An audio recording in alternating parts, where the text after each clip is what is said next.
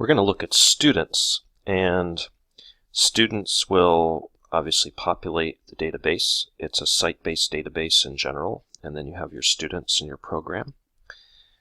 So you'll need to populate those lists. And the student full view is the best place to enter attendance. We'll go through this now.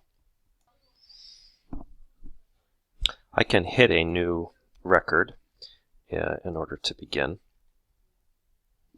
Looking at the fields, you definitely need to put in first, last name, student ID. It's recommended to put in 6 digits for each one. You don't have to. Birthday, which will show up in the birthday report. If a student is active and it's unchecked, the name will show up in the drop-down boxes later. So, for example, there. The school name comes from preferences, which are inputted here. And then you select your school. Grade is self-explanatory. If you're using the homeroom roster, which is the roster for the end of the day where the homeroom teacher, say at 2:30, wants a list of their students and where they're going in after school, there's a whole roster, and part of that roster is the homeroom teacher, which pulls names off of staff and programs. So you can't quite, well, there's one to enter there, but you'll need to enter staff. And then when you do programs, you will assign a lead staff person. All this data will show up in that particular roster. So there's sort of a lot underneath that one. These other pieces are optional. Looking at these other tabs, there's the method of pickup, including bus and bus stops. There'll be another video for that. This shows up in another roster where there's information by program by day, has all their contact information. Basically all the stuff on this page shows up each day for kids. You have the pickup, first and last names, relation, their contact, whether they can pick them up or not, who should pick up first or second in terms of priority.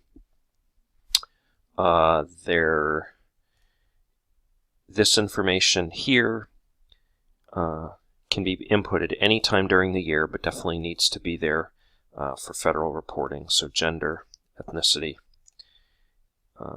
yes or no's on ESL IEP 504, and free and reduced lunch. If you don't have access to that part of the database, there's the ability to put it in through the manager access code, assuming that the inputter has a right to know that information.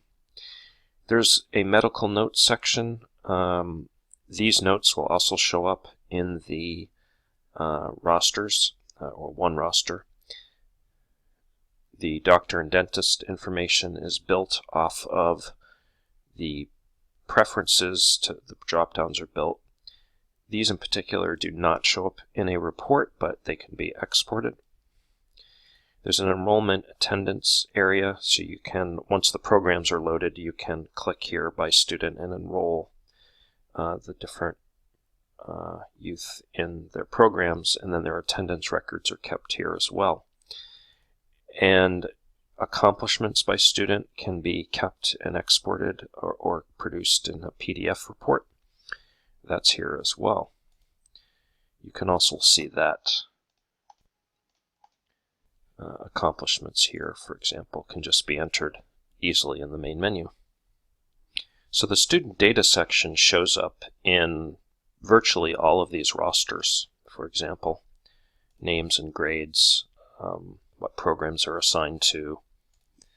Again, in that program contacts, you'll have name, little notes, their pickups, homeroom, end of day where each child's going, for example.